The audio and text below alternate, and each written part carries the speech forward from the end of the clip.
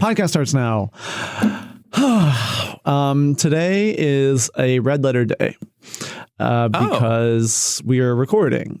And, you know, in the grand scheme of time, those days come but once in a while. And so I'm taking... You know, it's like my fourth grade teacher used to say, when you have a disappointment or something, it's just a dot on the wall of life. Have you ever heard that before? So powerful. I've never heard that in my life. You know, why does the wall of life have so many dots? Well, exactly. Or does it have... Well, that's the question, of course, is if you zoom out, is the point that you see a lot of dots and they all look sort of the same? Or is it that most of the wall is blank and there are just a few imperfections? And it's glaring and you're saying, I wish I didn't have that dot there. That's sort of right. The metaphor falls apart for me. If it was saying it's a fleck of paint that matches the rest of the wall, I'd say then that's beautiful. But a dot on the wall... A dot on the wall of life. I mean, it is still a dot. I mean, I would be much more comforted if the saying was, it doesn't matter at all. But a dot in the wall of life, it is still there. And are we talking permanent marker? Is there any way to change it? Yeah. Do I still have the paint that I could cover up the dot with? How big is the wall? Because a wall can actually be small. A wall doesn't have to be large. Let's say we're talking about my bedroom wall. I don't have the biggest bedroom. You know, you put a dot on there. You're gonna see that as soon as you walk in. It's actually all I'm gonna think about for a while. And in that sense, you're almost like, all right, well, if I have one dot, and there's no way to get rid of it, I should have many so that at least it can seem intentional, which of course sends the wrong message, because then what are you going to do? Go around making mistakes all the time? I would rather die. I mean, if there's a dot on the wall, and if there are multiple dots on the wall, I'm looking into moving. I'm saying my time here is up. But then if the wall is the wall of life, that's then how exactly are you going to move to a different life? Exactly. You're going to have to jump off a cliff. Yeah. Well, so that's pretty unfortunate. You know, I had a teacher that had one of those posters that was supposed to be inspirational that was like, 20 years from now, you won't remember what jeans you wore or who you talked to or like blah, blah, blah, blah, blah. And I was like, this is actually really not inspirational. This is actually quite sad. You're actually pointing to something really big, I think, which is that so many inspirational posters for like high schools or doctor's offices, whatever, are actually deeply nihilistic. Like, even when you look at the one that's like the whole galaxy and it's like, you are here, it's like, well, don't tell me I mean nothing. It doesn't help. It doesn't help at all. I'm looking for purpose and meaning. So stop telling me I'm meaningless. Yes. And then, by the way, if you're at school, the whole point is you're supposed to be like building your personality, learning things, doing well, preparing for college, not to be, my mother. Well, you can't take if you go through life, if you go through life saying, I'm just a speck in the galaxy, it's just a dot in the wall of life. Well, it's like, well, what's the point then? What are we teaching these children? Again, we're teaching them to jump. We're teaching them to jump or to be a complete nihilist. Yeah. Yeah. And we wonder why depression Nietzsche, God is dead. God is dead, Nietzsche. Yeah. I actually do have to say to this point, there was a groundbreaking moment when I was in college when I was like, oh, no one cares about me. Maybe I can now come out of the closet. Like in an empowering way, because I thought because in my mind I was like, okay, if I'm gay, that's going to be the New York Literal Times will be doing a profile on like how this could have possibly happened, and it'll be the talk of the town. It's going to say, who's this faggot by Maggie Haberman. Yeah, and the picture would be sad. It would be me like staring at a wall in the dark, and I couldn't put up with that. But then the groundbreaking moment was being like, oh, no one cares. I'm actually not going to make press because of course I don't have a following. But here's the flip side of that. Imagine you came out and literally no one cared. That would be really sad. You want a select number of people to care. Yeah. Maybe you want your family to care, but in a positive way. Maybe you want potential romantic partners to care. But you don't want to, if a tree comes out in the forest and doesn't make a sound, is it really gay? That's a great point. If no one cared, you never came out. Yeah. Damn. It's really, so much of life actually comes down to the right number of people caring. I think that's really genius. Thank you. Now I'm like I've fully run out of stuff to talk about. Can you believe that? Well, I can tell you. Like, well, that was perfect. We have nothing else to say. No, I just came. Did I tell you I was at a baby shower today? Yeah. I was at a baby shower today. Yeah, you said I was at a baby shower today, so I hope I don't have stuff in my teeth. Yes, I did say that because it was a delicious brunch, family style brunch. Got it. And two things I wanted to say. First of all, there were a lot of, it was a very inclusive shower in the sense that there were all genders and in fact all ages. There were a lot of mothers of friends of the bride there. That doesn't sound very groundbreaking to me. When you said all ages, I thought you meant there were some like 22-year-old party girls there. Oh no, but that would have been honestly iconic. Yeah. But I was sitting with a couple of moms, and this is my impression of all the moms at this baby shower.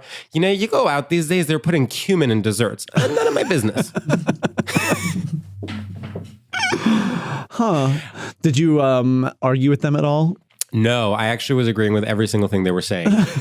But there was, how they have activities at baby showers. This was actually maybe my first baby shower ever, but they had us decorate bibs. So they gave you markers, like little colorful permanent markers, and you decorated a bib for the baby. Wow. And mine was pretty good. I can't help but feel that we're both feeling very family first today. You're at a baby shower. I got lunch with my cousin and brother. What happened to us being sort of radical artists? I know, it really is tough. Can I tell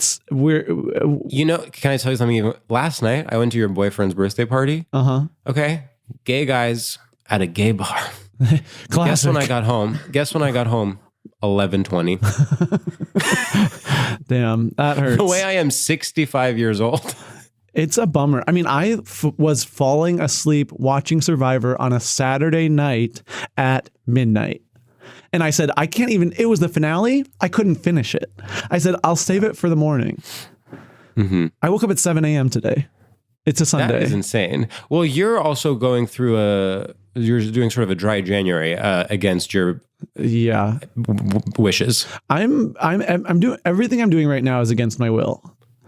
I'm never has someone got a desirable writing job and complained this much. That's true. Actually, I'm kind of pushing the boundaries. It is sort of crazy. I'm, of course, grateful for all opportunities. But that being said, I had to move to LA. I was gun to my head, had to move to LA. The apartment I'm in, it's against my will entirely. Every meal I've had has been forced down my throat. It is. Of course. And this lifestyle where can people donate? Subscribe to the Patreon, babes. Please subscribe. Honestly, if people could subscribe to the Patreon, that would be really helpful for me at this juncture, much more than Sam. No offense. Yeah. I would really love that. No, I don't know. I actually left our recording yesterday and I was like, am I entitled? Like, is there what is it? What's the word for what I have? It's not entitled. It's, it really is part of your charm. It's a specific type of... It's not entitlement at all, because it's not like what you want is something so, you want to live in a skyscraper in Manhattan. Right. Like, actually, you want your simple life with your beloved partner in Bushwick and your dog. It's not like you want these huge things and you're like, I deserve to live in a mansion. It's just that you don't want anything to change ever. Yeah, that's pretty much it. Like, I don't know how to... You know what it actually reminds me of? It's like I moved around quite a bit as a kid, as did you. And it reminds me of just like being so annoyed that things are different because you're living in a new city and there's nothing you can do about it because your parents are the ones in charge. When I was a kid, though, I enjoyed moving around. I was I liked reinventing. I liked like being like, what will my vibe at this school be? I found that to be very fun. But don't you think, though, like if you were in psychoanalysis, potentially the analyst would say the reason why you have sought out such a stable adult life is to overcorrect, or not to overcorrect, but to correct for the fact that there was so much change when you were young. Well, yeah, if I was being psychoanalyzed, if they were riffing, if they were looking at the most obvious thing, of course that's what they'd say. Well, honey, welcome to psychoanalysis. Turns out anyone can do it. Oh, quite literally. Yeah, they'd probably say that, but I can't tell. Okay, so I'm not entitled. That's good. I just hate change. Are you like, would you say you're making an effort, and you can tell me to stop talking about this whenever, but would you say you're like you're waking up every day and you're like, I'm going to make an effort to do these 3 things to like embrace my new surroundings? Or are you sort of like enjoying wallowing in, sort of being a little ticked off? Okay. I will say I'm enjoying being a little bit ticked off. I think I'm enjoying wallowing. I'm enjoying how like pitiful my life is here and how empty it is compared to how full my life is in New York. I think, but at the same time, I have like fantasies of like what my LA life will be like, but it's hard when you move here and like start the job instantly because there's not much time to do it. So like I have like Saturdays and Sundays, but it's like, oh, I have to record the podcast and I have to like get to like run my 7 errands before I can actually relax. So then by the time you're done, you have like 6 hours to do whatever. Yeah. That's my hot take, but I actually think we should bring in our guest because he's going through the exact same thing. Yeah. Well, you know, after we've sort of talked about how much your new life sucks, I think it's time to talk to one of your coworkers. So this guest is my coworker, and actually what's crazy is he lived in Bushwick as well, and we had never met until we worked together on the Paramount lot. Crazy. So please welcome to the podcast, Ismael Loufti. Loutfi. I said it wrong. Loutfi. Loutfi. Okay. I'm going to say it different. Ready? Please welcome to the podcast, Ismael Loutfi. Hey, guys. Woo! Hey, George. What's up, bitch? What's up? Ismael, do you relate to my feeling? Do you disagree with my 100%. feeling? No, we have the exact same feeling about being. I used to live here years ago in LA, and I hated it a lot.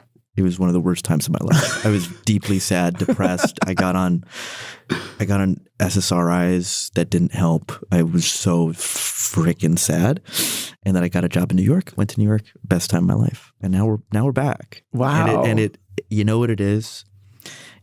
You're not entitled. And neither am I. Wow. Well, we are in a way. But just by virtue of being Americans, we're entitled. But creatively, it's like we're done. It's like, you know, Rome.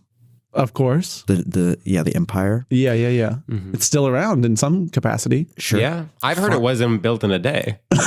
That's I heard all the roads lead to it. That's where I'm going. Yeah. So you have these centurions. They're like the soldiers. Okay. But they're not doing it 24/7. Right. They're farmers. They're all farmers, and that's their life. They love farming. Mm-hmm. They have a wife. In your case, some gay guy. Some gay guy. Yeah. Which would Either have a been wife or some accepted. gay guy. Would have been celebrated. Celebrated, honestly. And you just want to make your farm really nice, but your job is sometimes you have to go to Gaul and kill a bunch of French people. Yeah. And that's what we're doing right now. Yeah. We're on the front lines. We have our armor. We don't want to die. No, God, but no. This is what you have to do to be able to go back to your farm and build it up and be nice. And our farm is Bushwick. Our farm is Bushwick. Where in Bushwick did you live? Oh, can you not? Are you scared? I mean, to say that? I'm not. I was off the DeKalb. I'm off the DeKalb. Oh yeah, I have I'm right never- next to you. Yeah. All right, relax. I've never felt more not in the room than I do now. Well, Okay, dude, we're in all right. Gaul right now. You're You're enjoying your Here's what I'm farm. going to say. I'm gonna speak for the listeners and say that this LA thing. Here's what I have to say about it. Here's what I have to say about this whole thing. All right. So people move to LA. Anytime there's a change, anytime someone goes through a change, of course the beginning is difficult. But if you move to Denver, if you move to Boulder, if you move to Boston, whatever, you sort of have to like get on with it and like figure out your life. But the thing with LA is that it actually encourages everyone to sort of wallow in their own to sort of not to be like, no, of course I'm not entitled. I'm just off balance spiritually. And I have to like go to a retreat or whatever. So with LA, actually, you just stay in that slightly off place. And you're like, what is it? Like, do I need to join a cult? Do I need to start going to Orange Theory? So true. Yeah. Do I need to get some work done? So it almost, I would say LA almost thrives on that. It's like you have to prolong that initial 2-week period where you feel off and have that become basically your entire personality, and then you're officially an Angelino. I think also in Los Angeles, what I'm struggling with is I keep wanting to like reinvent. Like I want to be like a new person, but it's like all the things I would do. Like I'm limited right now in so it's like the weekend, and I'm like, okay, Friday night, like where are we going? And now I'm like, right now I'm sober against my will, so I'm like, okay, well I guess I'll like have a tasteful dinner with someone and then go to bed at 10 p.m. And then it's like, okay, well that kind of, and then it's like, okay, well then tomorrow I'll like, because I'll be awake so early, maybe I'll like work out in this like weird capacity, like a bigger workout than I normally would do. And then it's like, well, I also am not really allowed to work out because of my health issues. You have a lot of excuses preventing you from making any changes. Exactly. It's kind of perfect. It does seem like maybe your problems actually have more to do with your unrelated health issues than with Los Angeles. But where did the health issues, where did they happen? In Los Angeles. Yes. And you know what you should get for that? Acupuncture. Woo! Reiki. I'm going to get some Reiki for my damn kidney. You should get some Reiki. Damn. Yeah, it's definitely, there's something sad about it because it also feels like everyone is in it here. You know what I mean? In what? Everyone is... It's just the Hollywoodness of LA is just it seeps into everybody's pores. Like every janitor, every teacher, everyone has it kind of. Totally. You know what it is? It's like, you know how like the definition of neoliberalism is like the logics of the market dominating every part of life. In Los Angeles, it's the logics of entertainment dominating every part of life. Like it is a specific kind of Los Angeles ideology. I think that makes LA the most evil city in America. Wow. Of the four. LA, DC, New York, and San Francisco. Sometimes I think San Francisco actually makes me feel more evil. It's up there. I think it goes LA, SF, DC, New York, in my opinion, in terms of evil in America. Wow. That's how I view it.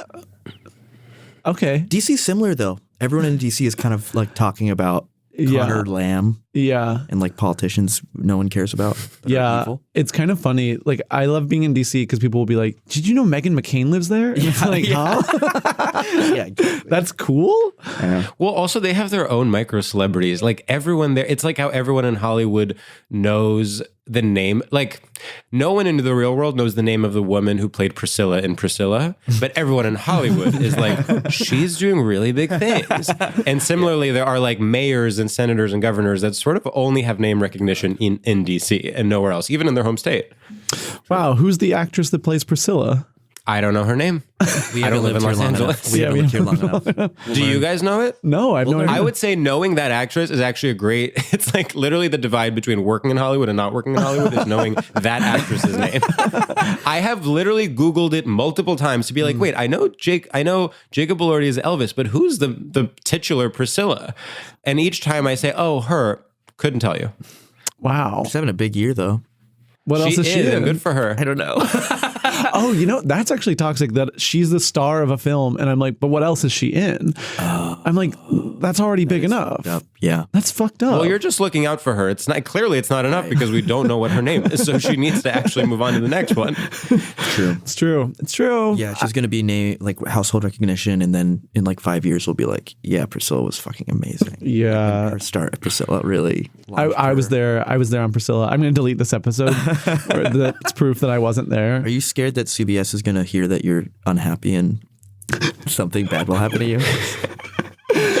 No, because it's not the job I'm unhappy with. I think we've talked about this where it's like the job is actually the fun part. Yes. We like go to work and it's like we enjoy the job and it's very fun, George. It's very fun, George. It's a fun job. Well, I'm really happy you guys are having a great time in the room. It's only when we leave work that the spiraling starts. Yeah, totally. And then it's also, just like, I like go home and again, I'm wallowing in the set. Like I go home and I watch Survivor and I know that is a bummer and yet I do it every night. Like there's something about being like, this is a bummer and I'm doing it.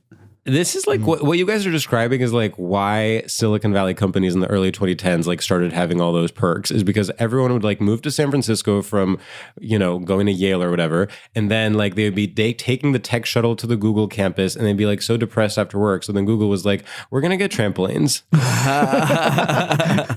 Well, I actually do think totally it. We work on the Paramount lot and it's like, can't you guys paint a wall a fun color? It's so sad. Everything is the beige. lot's depressing. It's it feels crazy. like a concentration concentration camp. It's really sad. You Everything's guys are not concrete. meeting the entitlement allegations, I fear.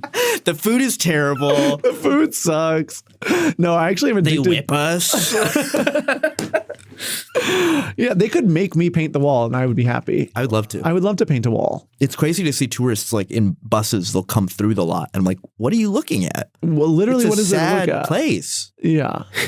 You guys are like, it's truly 3 weeks in, so jaded. You're like coming out of the office to the tourists. You're like, all of this is fake. This town is a lie.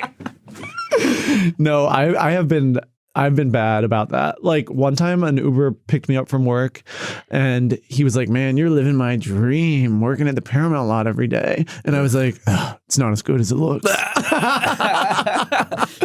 Yeah. Oh, that's so sad. I think I clicked don't talk. All right. I'm going to nip this in the bud. And I think it's time to do our first segment.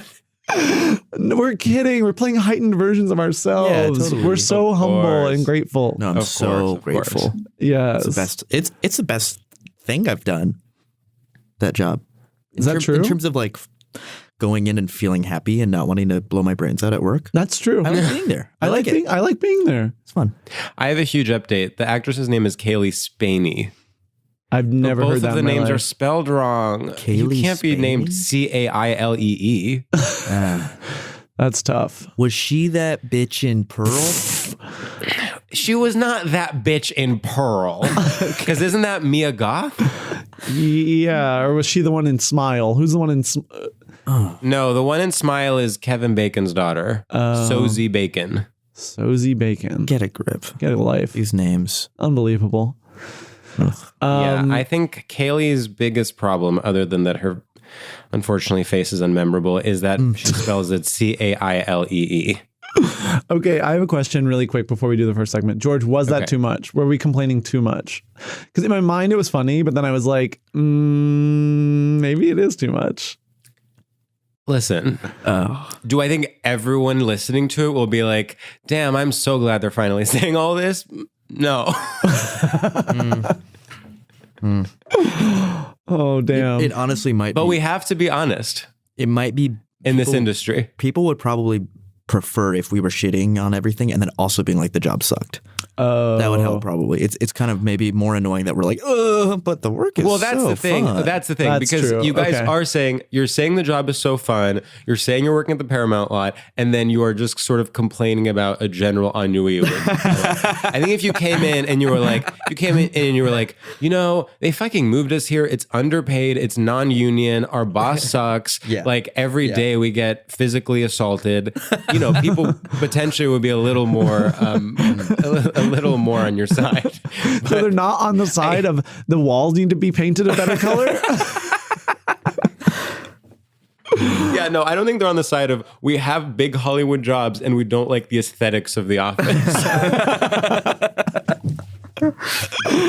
Well, that's true. Well, you know, it's you live long enough to become the villain, you know? Okay, Ismael, our first segment is called Straight Shooters. And in this segment, we will ask you a series of rapid fire questions that's basically this thing or this other thing to gauge your familiarity with and complicity in straight culture.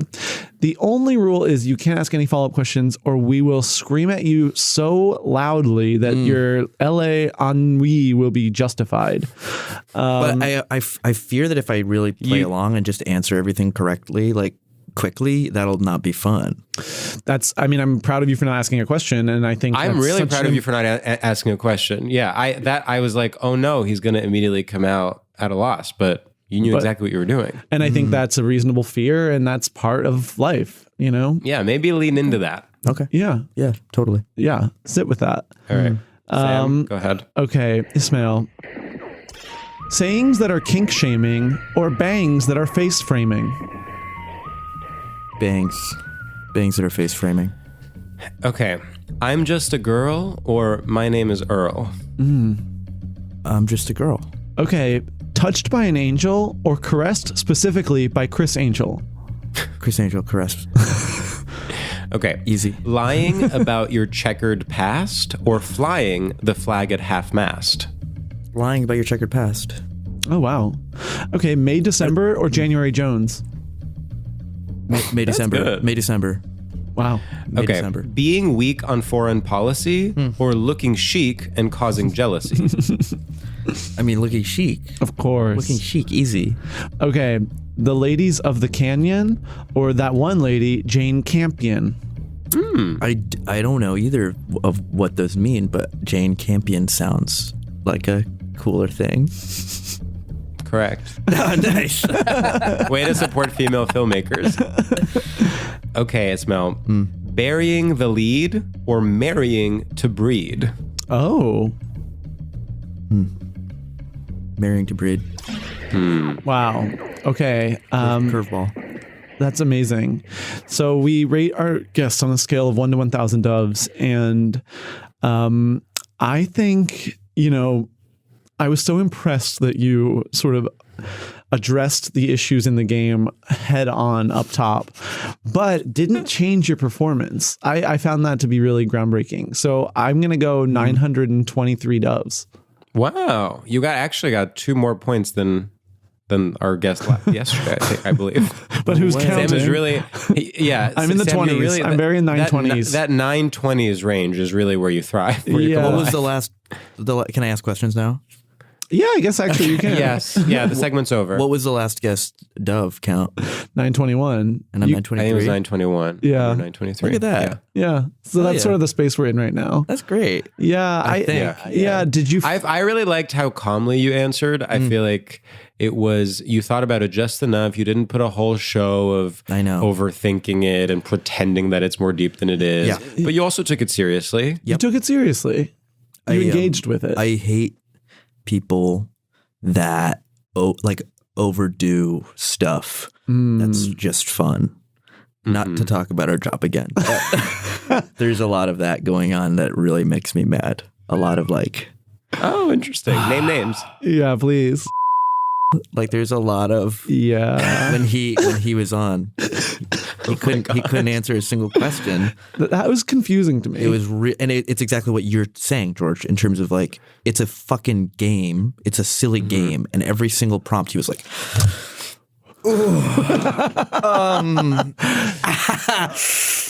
it's like we know what to say. literally read You know what to say. read the words on the paper. Stop acting like this is crazy. This is not crazy. He was like, I don't want to get canceled. know. And it was like, how could you get canceled from this? Oh, I think we need to retire.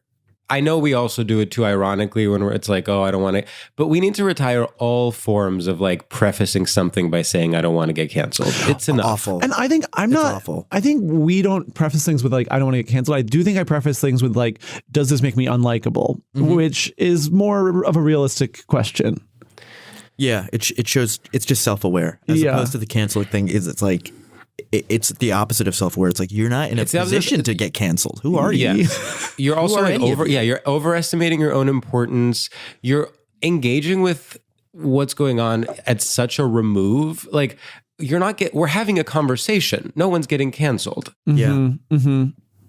Totally. It's what they need to learn. What I learned when I was in college and afraid to come out of the closet. The getting That nothing canceled. matters. That no one's thinking about you. That's right. Getting canceled is just a dot in the wall of life. Also, anyone who's going to say something that will legitimately somehow get them canceled, they're not going to preface anything by saying, I hope this doesn't get me canceled. Yeah. If you if you're a guy who's going to say the N-word, you just say it.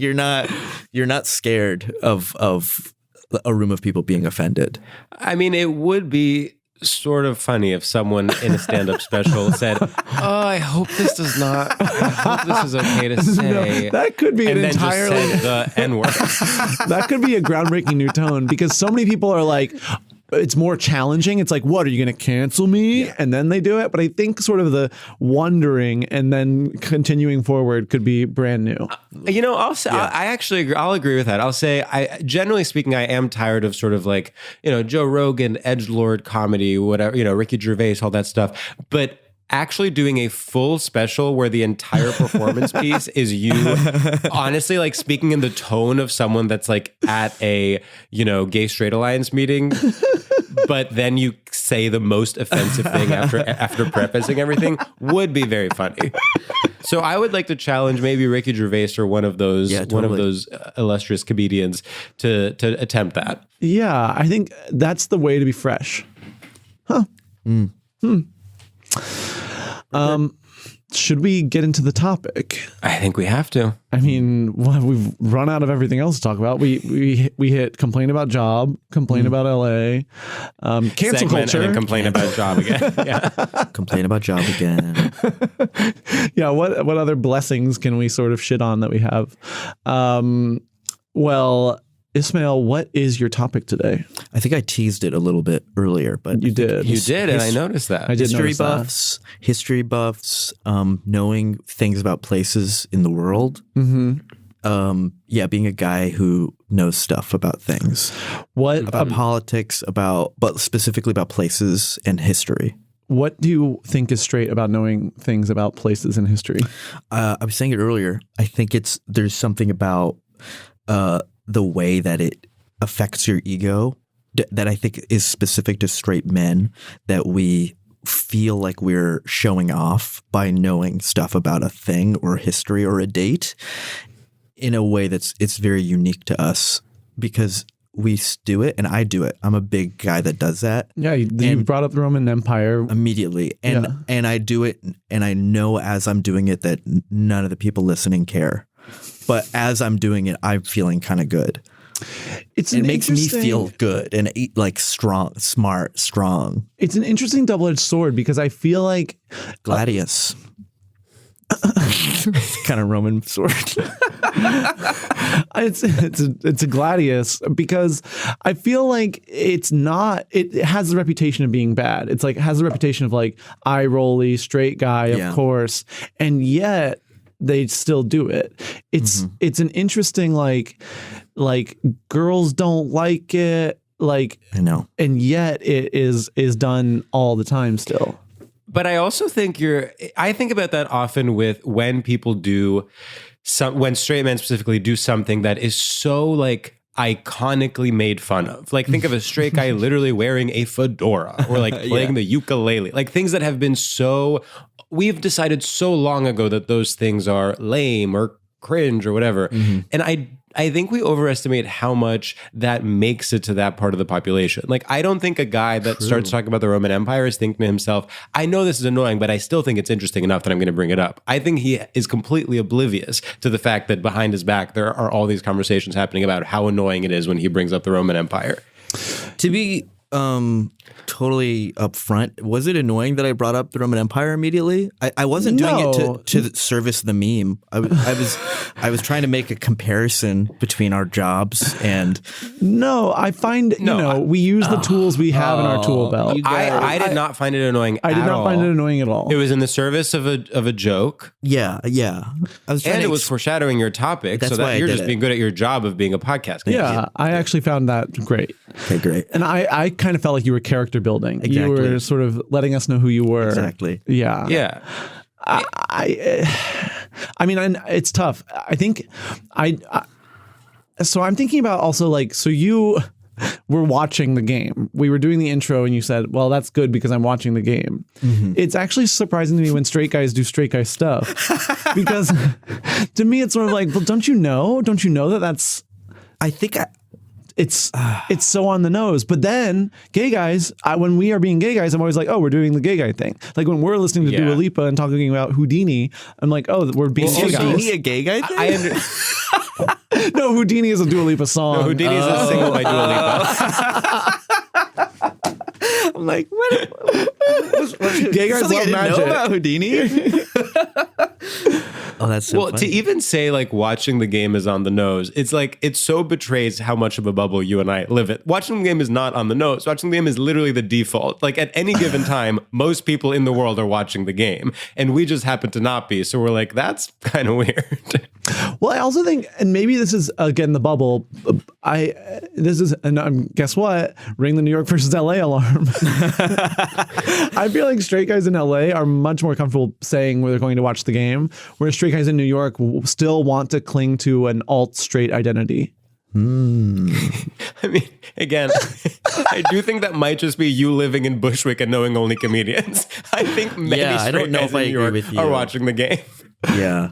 You guys are being crazy. I was with straight guys at the shower today, and literally everyone was talking about the game, and with no sense of like irony or like, haha, look at us, we're like supporting our wives and then watching the game. It was just like, what life is I'm dragged to an event by my wife, and then I get to talk about the game with the other husbands that are there, and maybe we'll sneak away to watch some of it on our phones, or maybe someone will be like, oh, they scored, like during the toasts, let's say. Sure, and then you get to go home and watch the rest of the game in peace. Yeah, I think you're wrong. Your read on LA and New York this time is incorrect. Damn, I think that's there's too just bad. as much game love here as there. I do want to talk a little bit about the history. Like, what is it about being a history buff that is straight? We've talked about this a lot with past guests. Like, Sudi Green's topic was information, and I think Sudi coined the term information doming, which is when you like try to just like recount as much information as you can to just prove to someone, I am the one who knows things and you are the one learning them from me. Totally. Yeah. And I do think that is a big part of being a history buff. I think another part of it is, it's a sort of like uncontroversial thing that knowing history makes someone smarter, much more so even than knowing math or than reading a lot of literature. Like, it is the thing that people point to most as something that makes you educated almost. And so in a very mathematical way, straight guys are like, great, so I will learn as much as I can about that and then I will win. Sure, yeah.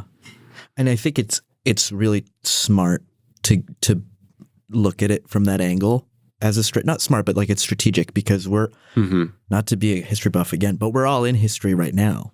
So it's like a ubiquitous thing that we're just, when you know about stuff that's happened, it's easily accessible. Like, you can always talk about it.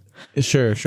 And I'm thinking, the thing you said about like how women like don't like it when guys are talking to them about shit like that. I thought about my experiences with my ex-girlfriends and ex-wife, plural ex-wives. He's been married twice. Yeah. And Go off. I know. And in those relationships, there was a lot of talking about the different, the Umayyad Caliphate. You guys know about that. The Abbasid Caliphate. These are different caliphates of the Muslim world. A lot of talking about that to my ex-girlfriends and ex-wife.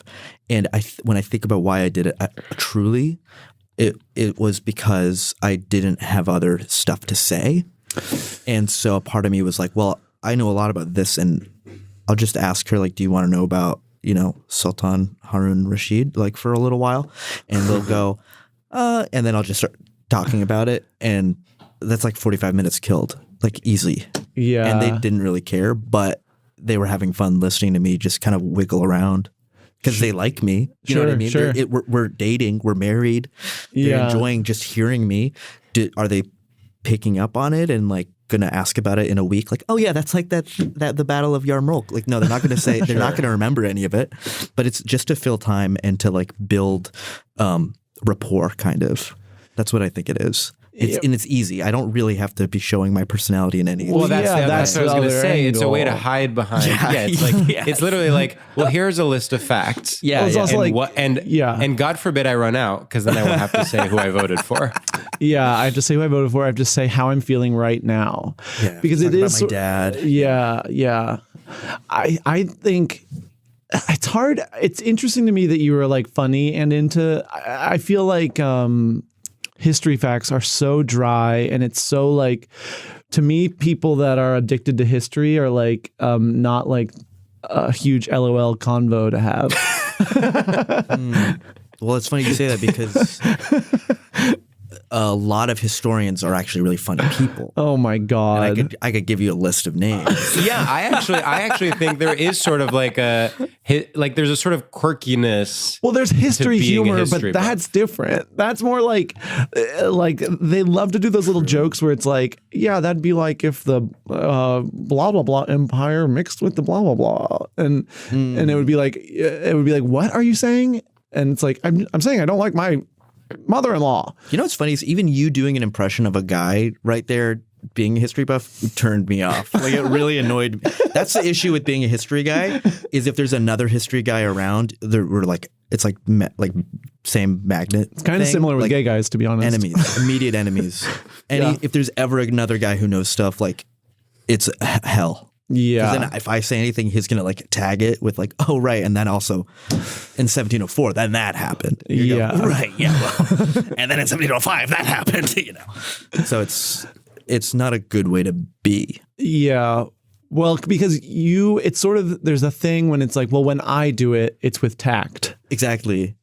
And then when someone else does it and you're like, well, don't think history buffs are like that because that's not what we're like. I actually do it really tastefully. Exactly. But I don't know if I do. Can I tell you something that Ismael did in the office?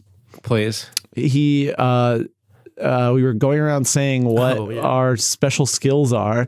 And he said, I can draw the entire map of Europe from memory. And then did. It's one of my few like really cool things I can do. I can draw a really accurate Europe. Damn, with you know borders. who would love you is my mom. I would always be so shamed when I was growing up for not having a good enough sense of geography, which for my mom was like one of the signs of someone being educated and intelligent. Really? And by the way, it was her fault because we moved around, so I never got like a good education. I would love your mom. I would love you to should. hang out with We her. should get you guys in touch. Yeah, you guys should link up. Civeris, Greek? It is Greek, yes, but it's also a made-up name. We could talk about that. It's I shortened my much longer and more Greek last name. Got it. Yeah. My dad is a big history buff. A lot of dads are. Yeah. Yes, a lot of dads. It was like we'd be on vacation and it would be like, okay, well, while we're on vacation, we're going to go see where the Wright brothers first flew. You know what's funny? Well, this is the other thing with being a history buff and why it's so like, you know, we're sort of making the argument that it's somehow straight male coded, which can be a bit problematic because you're saying like, well, straight guys are smart and know about things. And then, you know, everyone else sort of doesn't and thinks it's lame to know history. But the thing with being a history buff specifically is like, there is a focus on two things. A, the idea of history as objective fact. Like there's actually very little space for alternative histories and history of the oppressed class and different perspectives or whatever. And two, basically history as a series of great men. Like that is what a lot of it comes down to, is like reading biographies of a military general and of presidents and being like, oh, Winston Churchill like was so strategic in this, and this. Like, so it actually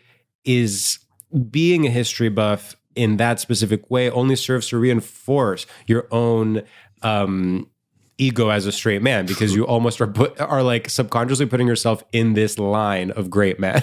You're like, well, there was Churchill and now there's me. Exactly. That's so true. But it's funny you said that like your dad would want to go see like the Wright Brothers Museum or something, because I have absolutely no interest in American history. Really? Most boring topic in the world. I also don't like American actually geography. have to completely agree. And I must tell a story that I think maybe I've told before, which is that one time I had someone I went to college with visited Greece over the summer, and I was there, and so I was like showing her around, and she's a teacher, and she was talking to me about the Greek educational system, and she was like, so how did you guys learn history? And I was like, oh, you know, there was like, we did like world history first, then we did European history, and then we did Greek history, and that was sort of like how we moved. And of course, Greek history is very long, so it took, you know, a long time, whatever. And I was like explaining that, and she looks at me truly as though I'm like an idiot, and she goes, okay, well, when did you do American history? And I was like, we're in Greece. Like, we did it for like a week, because in the grand scheme of things, that's how long it is. Like, yeah, we didn't learn about like the Louisiana Purchase in Greek high school. Wait, you went to high school in Greece? Yeah. Oh, you're Greek as fuck. I'm Greek as fuck. He's Greek as fuck. Nah, that's how you say yes. Nah. All right. You know what's funny is not is actually like, not can be doing this to someone is like sort of a offensive thing. It's like giving them the finger or something. And oftentimes you'll do that and say nah.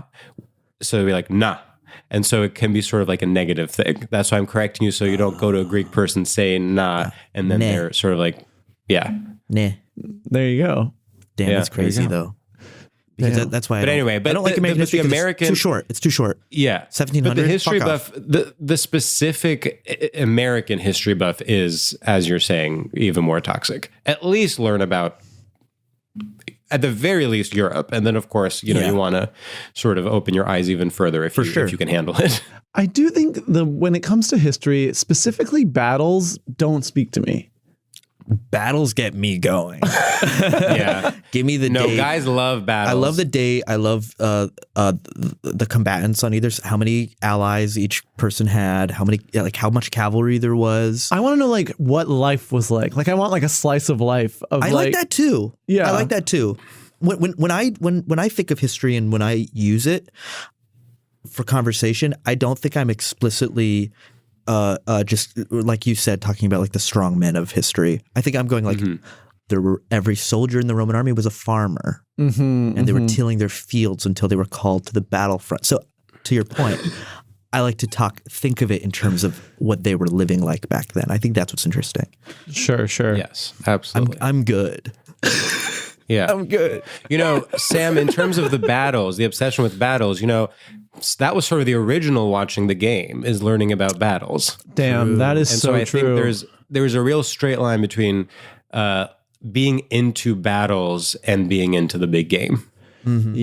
Yeah. No, that makes sense. Whereas learning about how people lived is more like, watching a Noah Baumbach film. It's much more queer. It's much more inclusive. Yeah, and that's all I'm looking for.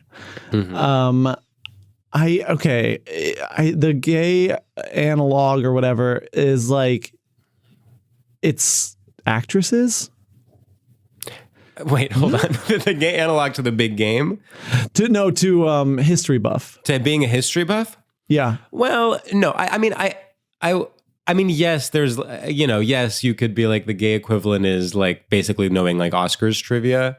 Yeah, I think that's. I feel at the feels most true to me. At the most broad. Yeah, at the most broad. I'm trying to think if there's any way to give gay people a little more credit and be is there anything slightly more intellectual that we can be that's the equivalent of a gay person knowing something? Knowing about furniture. Totally. Honestly, yeah. It is knowing about prissy little things. It's knowing what the 4 Roman pastas That's not is more credit. That's way less credit. That's what I'm trying to say. No, I think that's what it is. I think the gay equivalent is knowing different different designers. But I think that's not. I think actually there's a misconception. Whereas I think straight guys actually do know which battles were fought when. I think they actually do care, and I actually think gay guys don't actually know who the designer of that chair is, and I think gay guys don't actually know the runway history of blah blah blah. They just have an unearned sense of I know this.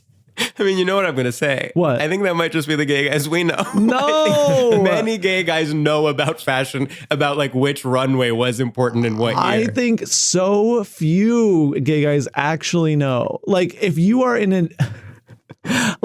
I'm rarely do I don't get me wrong, the friends that we hang out with are stupid, but when you hang out with the gay guys outside of that circle, they actually get dumber a lot of times as well. I see what you're saying. Yes, there's a higher crust, but that's it gets smaller the further up it goes. Of course. I mean, and that's maybe the equivalent of an intellectual straight guy knowing, I don't know, very deep history. But yeah, exactly.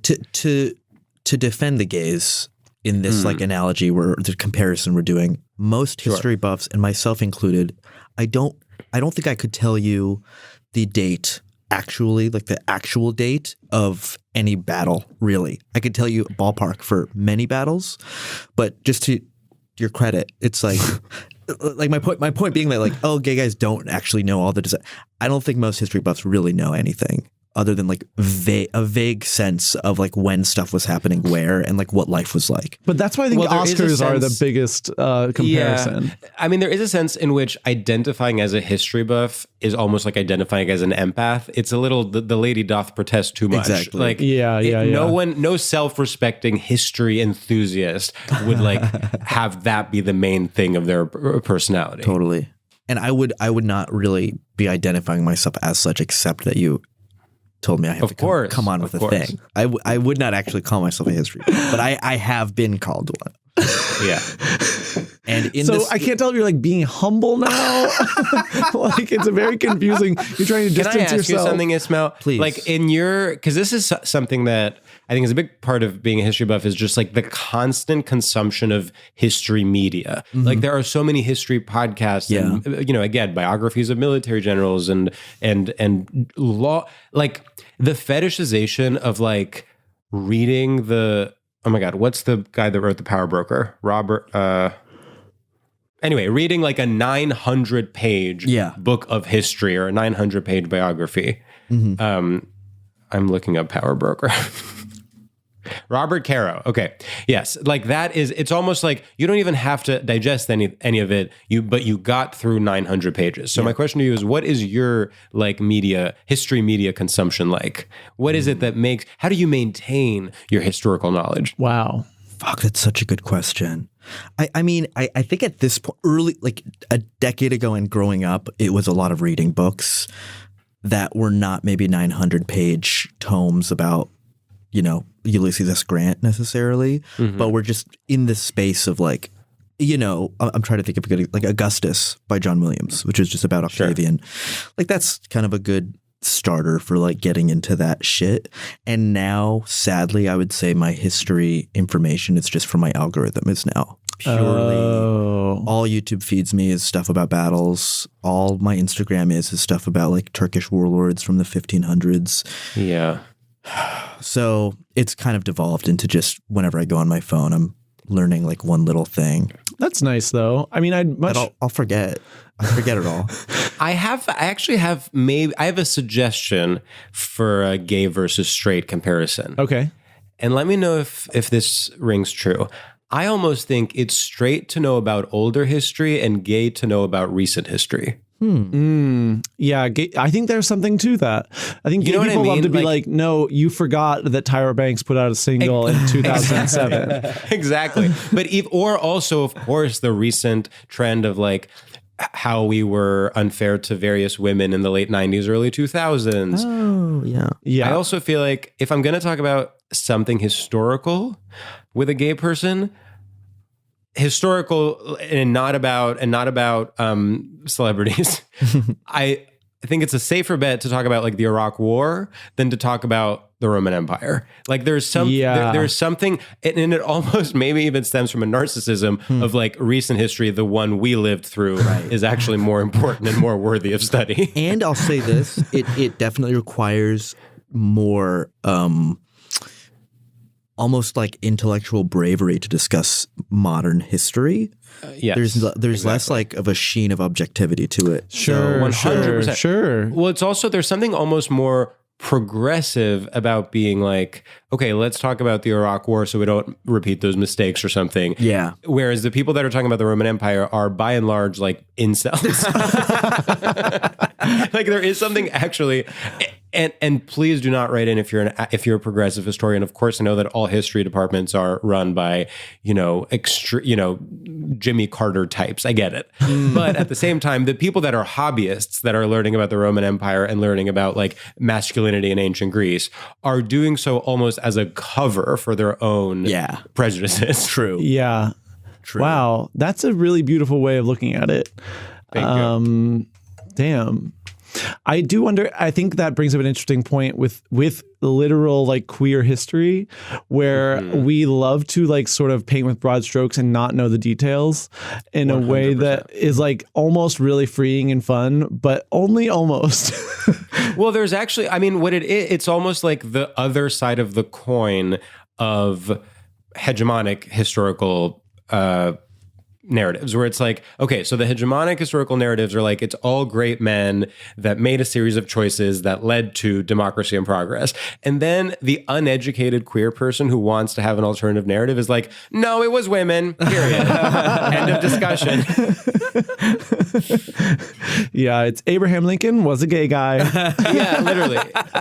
Or it's like the way people will talk about Stonewall without having without even perusing the Wikipedia page. No, at this point, Stonewall is a mythic space. It's like not about what happened at all. It's like in such an interesting way. I'm addicted to it Yeah. because there's something so like, well, it's like going for like the emotion behind it rather than what is the fact. Like they're just like, well, there was oppression and then there was liberation and that's all you need to know. Yeah. Wasn't it like there was... Well, and drawing a connection between like the joy of, a queer bar or a queer club or something, like drawing a connection between that and then a circuit party where you are going, where every single person there has an 8-pack and is on G. And you're like, well, we are part of this great historical narrative and it has all led to this night. History in the making, baby. Yeah. That's so funny. Interesting. Wow. I mean, that was pretty groundbreaking. Yeah, I feel like a lot got said and a lot of it was pretty good. Yeah. Gay guys love the Iraq War. That's pretty much the takeaway. I guess maybe that is just me. No, I actually thought that was a smart way of approaching it. That's trying to give. I think you're on the nose with trying to give gay guys more credit, because I think that we do sometimes try to reduce ourselves to a little stupid, and that's not always the case, and in fact, often not the case. But it's more fun to be like that. There's something just not cute about knowing things and saying things that you know. Like it's just not cute. It's not charming. Yeah. It's not charming. Well, it's not charming unless someone asks you, sometimes this is my challenge to everyone out there. If you find yourself listing facts, stop and ask yourself, what started this? Did I just start talking out of nowhere? Did someone ask me? Can I just not think of a different thing to say? That's actually an excellent exercise. It's an excellent exercise. I have done it twice during this recording. Wow. Where I've stopped myself from saying a thing. No, never silence yourself around us. No. You wouldn't have wanted to hear it. Do women ever tell you information? Has there ever been a notable time when you've been told information by a woman? If they do, I blocked it out. I'm trying to think. Yeah, I mean, of course. I dated a girl from Poland for a long time, and she would tell me a lot of Polish stuff and history about Poland. And you would say, that's wrong. Yeah, interesting. I've read differently. I just saw this YouTube video that said something really different. No, I've learned from women. I didn't enjoy it. It hurt. It did hurt. Did it kicking and screaming? No, it's funny. I actually thought I was gay freshman year of college because I didn't get any pussy. Come through, Macklemore. For real. And then you are so Macklemore for that. Yeah. And then when I got older, I realized that not getting pussy is really straight. That's true. And I was like, oh, that's actually normal. Yeah, totally. Not getting pussy, and then, damn, I can't believe I just said that. I know, that hurt. That was kind of wild. Ooh, I don't even know how to pronounce it. Anyway, not getting it, and you sounded then, natural. Yeah, the gross part was that it sounded natural. And then shaping your whole politics around that is really what it's all about. Yeah. Thought you were saying shaping your hole. No, not getting pussy and then shaving your hole. If you guys could learn more, could be truly proficient in one era of history, what would it be? Or like type of history, or even a history of like a specific place? You know what I wish? I know that you guys already shit on like American history, but I feel like everything from like the 50s through the 90s, I actually don't understand what was going on in America, because it like was never taught, and everyone's like doing like little innuendo and little jokes about it, and I'm like, I actually don't understand what's going on. Well, Sam, it's dangerous that you said that, because now I want to talk about it for a long time. Actually, wait. In what sense? You mean you're saying post-war, like? Yeah, like post World War II. I feel like even like watching Oppenheimer, I was like, oh, sure. Whoa! Like I forgot about that this happened. The atomic bomb. Well, like. Well, but you're talking post world. I'm talking post. Yeah. Like I think I didn't I knew it was like a big deal. I'm like, I sound so stupid. I knew the atomic bomb was invented, but I think I hadn't literally thought about, it didn't exist, then it did exist, and that informed politics for the next 30 years or whatever. I think I was just sort of like, yes, they invented it, but it was, it's whatever. Stuff's always getting invented. Them, Yeah. I mean, post-war, like nuclear war was their climate change. That was what everyone was worried about on a daily basis. Right.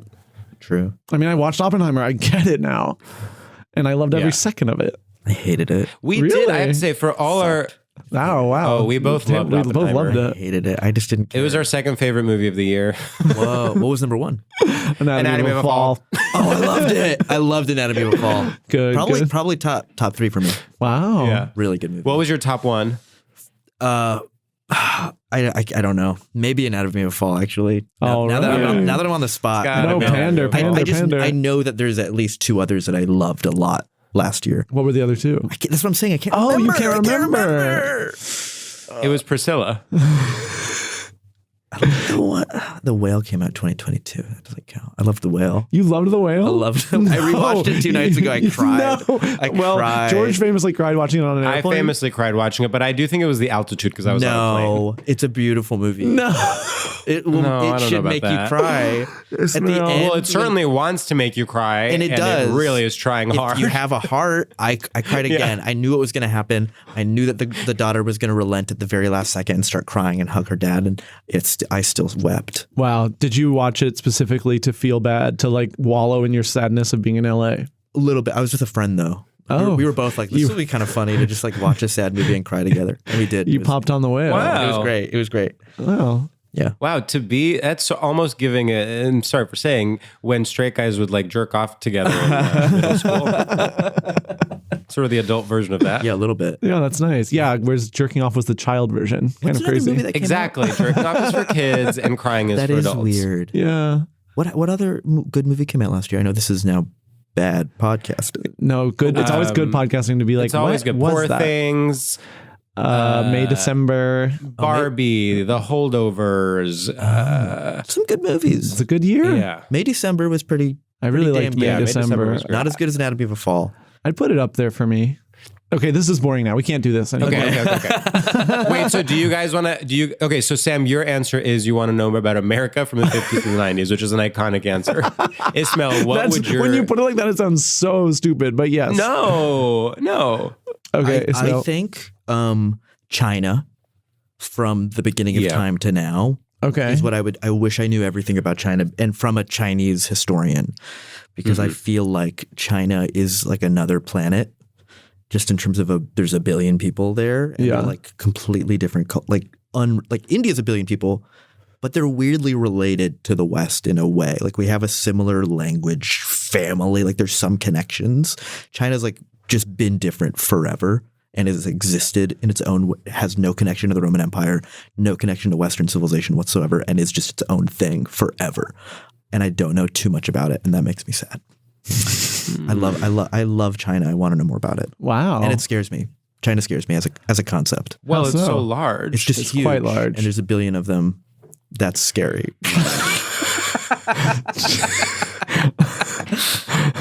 JK, kind of, but Damn.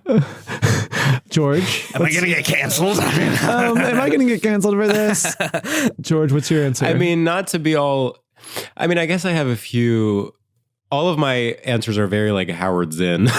I'm like, I want to know more about like the specifics of American foreign policy destroying the Middle East. I want to know more about Native history. And then the more self-serving one is I want to know more about contemporary Greek history, like from post-war to now, because I feel like all of everything we were taught in school was about ancient Greece because everyone was fetishizing ancient Greece because that was the last time Greece was number one.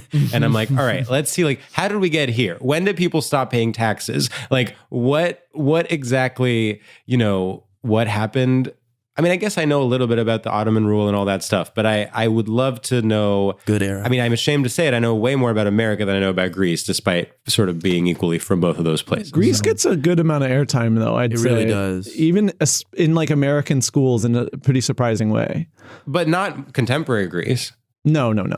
Yeah. No, ancient. Yeah, for sure. I mean, even when we lived in the States, you would learn about ancient Greece and ancient Rome. I mean, and all that stuff. this might be really offensive, but Greece today, would you say that it's kind of very influenced by...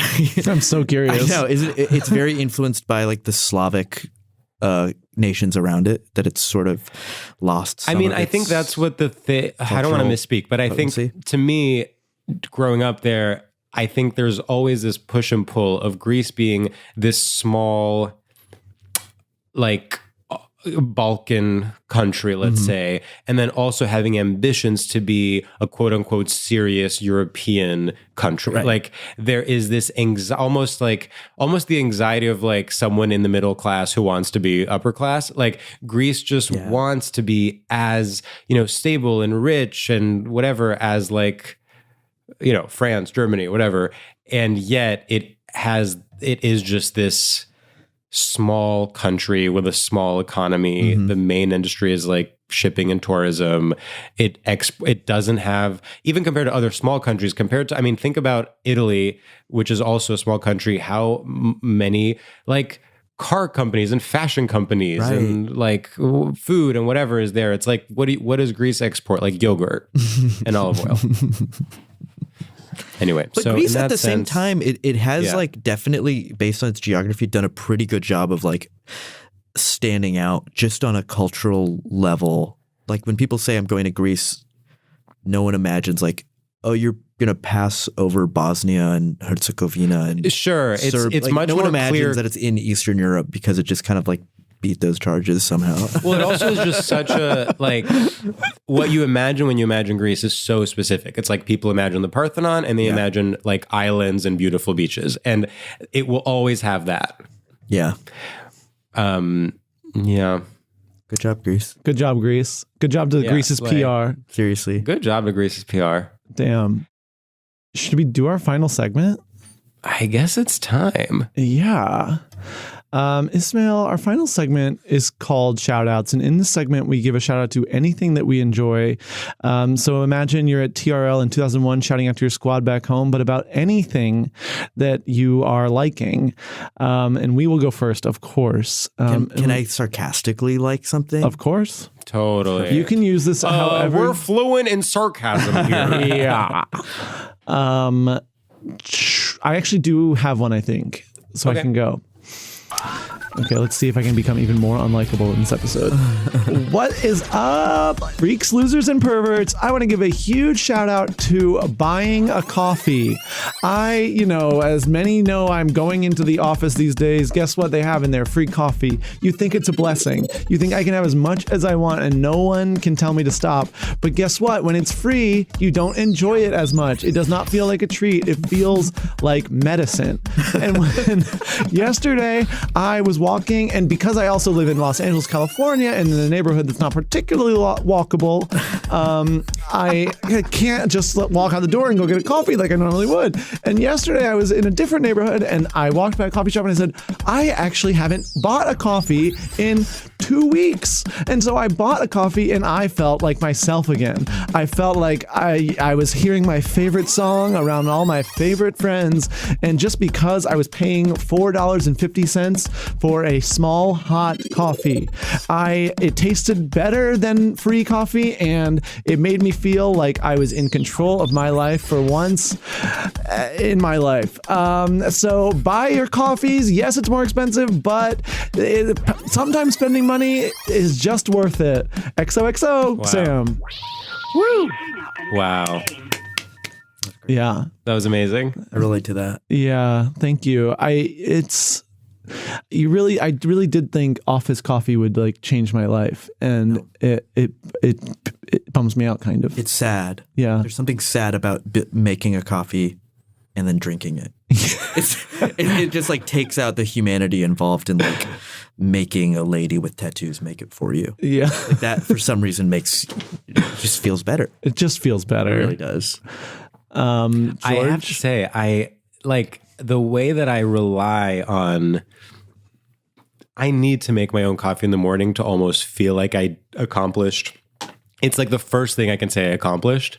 Oh. And makes me start my day feeling like I can do a task.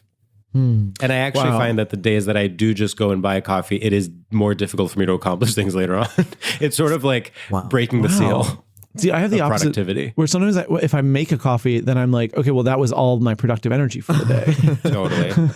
That's actually how I feel about exercising, which is not helpful. Wow. Like where I'm finally like in a place where I'm sort of regularly exercising. And then when I go to the gym, I come back and I'm like, oh, phew, that is like enough for today.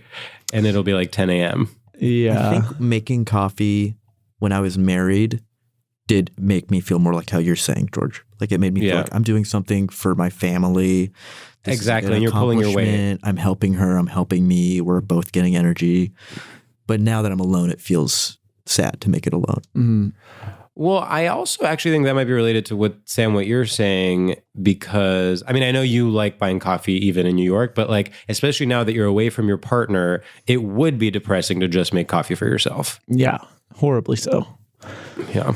I mean, in New York, I like to make coffee on the weekdays and then buy it on the weekends. That's how I have little treats. It's a good system. It's a good system. It's a good system. Yeah. Okay. All right. I'll go. I'm trying to think what I want to say. What's up, cinephiles out there? That's right. This is my second film shout out in 3 episodes. I want to give a shout out to the filmography of Christopher Guest. If you are depressed, if you find yourself sad, if you need something to really cheer you up, you got to go on Amazon.com, a company I love, and search Christopher Guest, and you got to stream those films. My one blind spot with him was I had never seen A Mighty Wind. I watched it. When I tell you I actually teared up at the end, despite the fact that the entire movie is so completely, and I say this in a positive way, completely stupid. The humor is stupid. Everyone is so ridiculous and cartoonish. And at the end, they stick the emotional landing. And there is a kiss, and I won't ruin anything. There is a kiss that makes you believe in love again. And I just think every single person involved, I know Jennifer Coolidge now. Everyone and their mother is doing a Jennifer Coolidge impression on TikTok. Well, guess what? Some of us were there from day one. And I encourage everyone to go watch Waiting for Guffman. Go watch For Your Consideration. Go watch Mighty Wind. That is what true comedy is. And we are starving for it. Let's just say that. Woo! And thank you for adding a dig in your shout out too. If I see a Jennifer Coolidge impression at this point in time, my head's going to explode. What made me talk about knowing your history, the current Jennifer Coolidge moment has made me forget that that's not all she does. Like, yes, that is part of her toolbox, is doing that voice and being like spacey and whatever, but she has played like a lot of insane characters and has actually more range than people give her credit for. Yeah. Yeah, the impression is annoying because at this point it feels like she's doing the impression. Yes, it's true. Yeah. It's like, what's happening now? Yeah, that's always sad when that happens. Okay, Ismael, whenever you're ready. Okay, what's up, big titty bitches? I want to give a shout out to women who keep their husbands' last names after getting divorced. Especially if they were white and they were married to an ethnic man, and now they just weirdly have an ethnic last name, and they're just a white girl walking around, and maybe people will think they're Arab secretly, and it feels like stolen valor a little bit, and I think it's cool. I think it's fun, and go off. And I like it a lot. Wow, I can't believe you used our might be specific, targeting a specific person. I can't believe you used our podcast to dox your ex-wife. This is crazy. It's always when we have straight guys on here, the audience is always, sort of torn. Yeah, you will get hate mail, unfortunately. I want everyone to know we had a great time, and we love Ismael. And if people will project things onto every time we have a straight guest, they'll be like, Sam and George sounded uncomfortable. Oh, yeah, they love to do that. Yeah, that sucks. Yeah. Sam, I love you a lot. I've only known you for like a month and a half, but like I feel like. And I will tell you, the feeling's mutual. I want to invite you to do something. Yeah, we should hang out. We need to do something. We should go to a show together. We should do some stuff. Yeah, that'd be fun. I think it'd be fun. After the first week of work, I believe I asked Sam like how the room was, and the first thing he said was, "I made a new friend." And oh, dude, that's great. It's true. Everyone is like, "Who's in the room?" And then I say Sam, and they go, "Oh, he's so funny." And I go, "I know, he's awesome." Wow. Okay, I love that. It's great. All right, get a room. Okay, well, George, thanks for guesting on our podcast. This was amazing. Oh my God, it's been an absolute honor. And I hope you guys have me back soon. Everyone listening at home, I have a show at the Bell House on April 2nd. Yeah. Okay, but Ismael, for real, thanks for doing it. And It was a lot of fun. bye. Don't hate me, people. Bye. Bye.